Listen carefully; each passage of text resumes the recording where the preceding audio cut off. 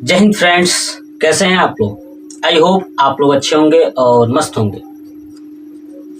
जैसे कि मैं क्लास 10 का मैथ पढ़ा रहा था, प्रश्नावली 1.1। तो प्रश्नावली 1.1 का मैंने टोटल 3 प्रश्न कंप्लीट करा दिया है। चलिए आज देखते हैं क्वेश्चन नंबर 4। क्वेश्चन नंबर 4 कह रहा है कि HCF 306 657 का 9 दिया है ना। यानी दो संख्या है, एक 306 और एक है 657, ठीक है। और इन संख्याओं का जो HCF है वो है 9 है, ठीक है। तो एलसीएम 306 और 657 का ज्ञात करना है ना। एलसीएम ज्ञात करना है 306 और 657 का। चलिए करते हैं प्रश्न को। देखिए सबसे पहले हमें दिया है HCF 306 और 657 का क्या है, 9 है ना। तो लिखूंगा दिया है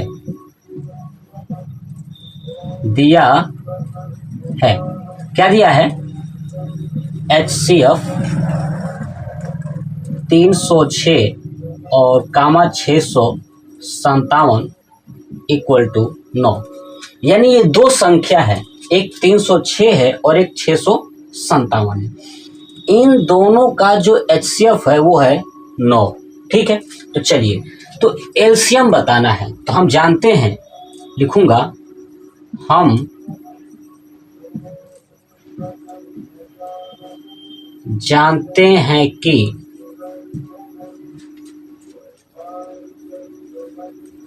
दो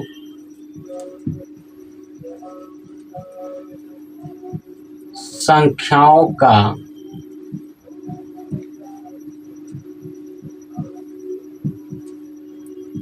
गुणनफल बराबर HCF इंटू एलसीएम है ना। ये हम लोग जानते हैं, ठीक है। अब सुनिए, दो संख्या कौन कौन सा है, 306 और 657। तो लिखूंगा 306 गुणे 657 है ना। दो संख्याओं का गुणनफल, तो गुणा कर दिया, और बराबर HCF कितना दिया है, 9।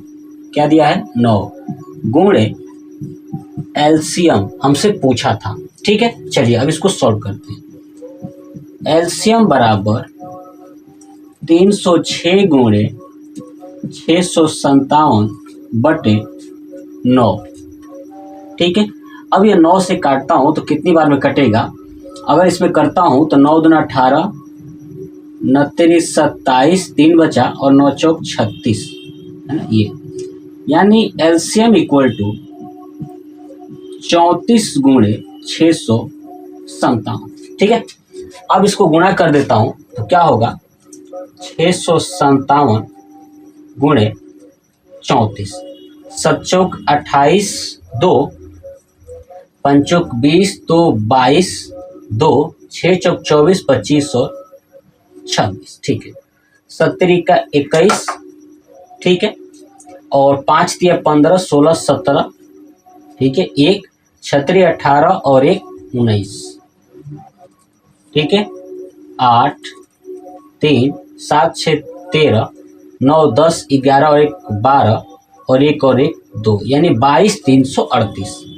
तो एलसीएम हो जाएगा 22 338। ये हो जाएगा हमारा आंसर। यही हमसे पूछा था कि एलसीएम बताइए। इस क्वेश्चन का आंसर 22 338। इसका स्क्रीनशॉट ले लीजिए। अब चलिए चलते हैं क्वेश्चन नंबर 5 पे। कह रहा है कि जांच कीजिए कि क्या किसी प्राकृत संख्या n के लिए, है ना, संख्या 6 का पावर n अंक 0 पर समाप्त हो सकती है ना। समझिए, मतलब ये कह रहा है कि जो ये प्राकृत संख्या n है ना, उस n का कौन सा मान रखा जाए, है ना। इस n का कौन सा मान रखा जाए ताकि इसको सॉल्व करोगे 6 के पावर n को तो हमेशा 0 पर समाप्त होगी, ठीक है। तो समझिए, मान लेता हूं कि मेरे पास एक संख्या अपने मन से 10 का पावर n, ठीक है। ऐसे एक और मान लेता हूं 20 का पावर n, या अपने मन से 30, 40, 50 जो भी मानना है मान लीजिए। ठीक है, एक और मान लेता हूँ 50 के पावर n।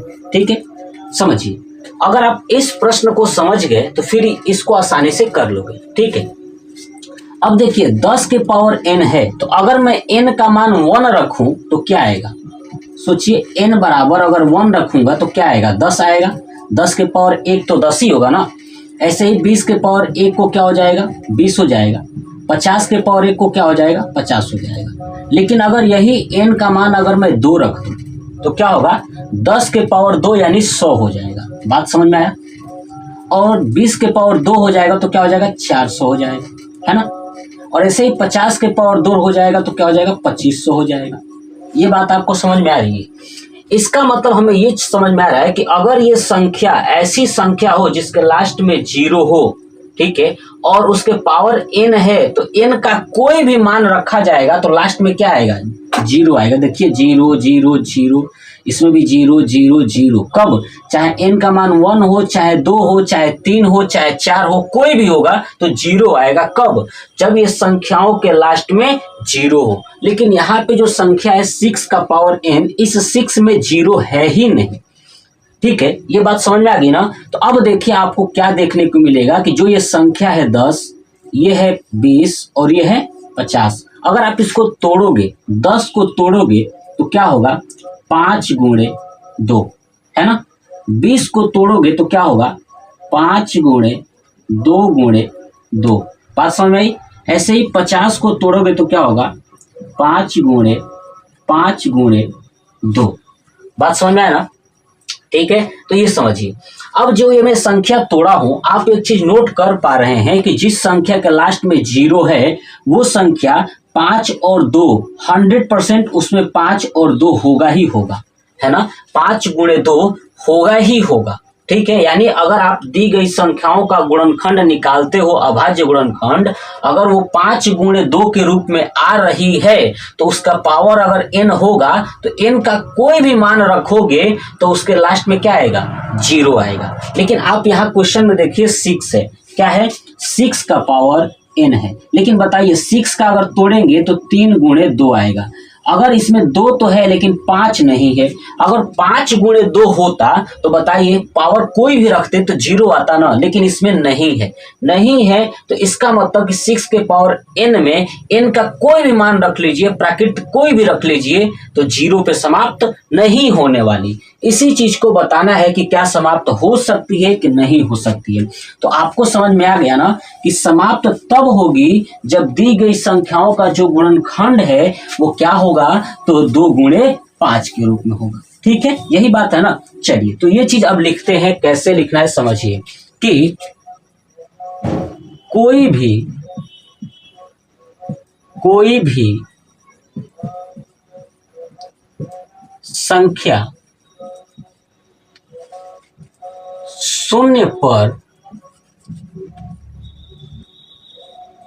तब समाप्त होगी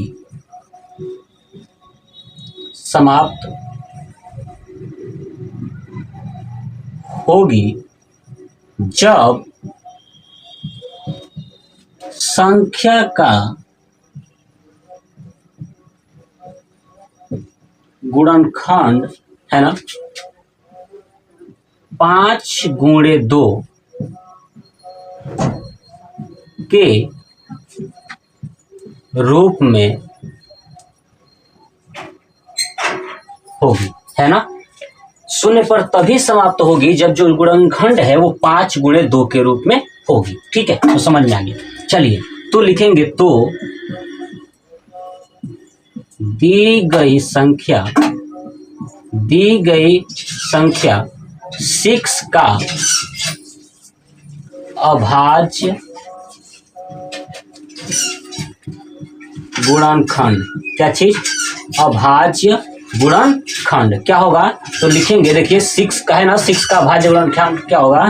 तो 2 गुणे 3, या इसी को 3 गुणे 2 भी लिख सकते हैं। ठीक है, तो अब नीचे लिखता हूं कि अतः दी गई संख्या 2 गुणे 3 के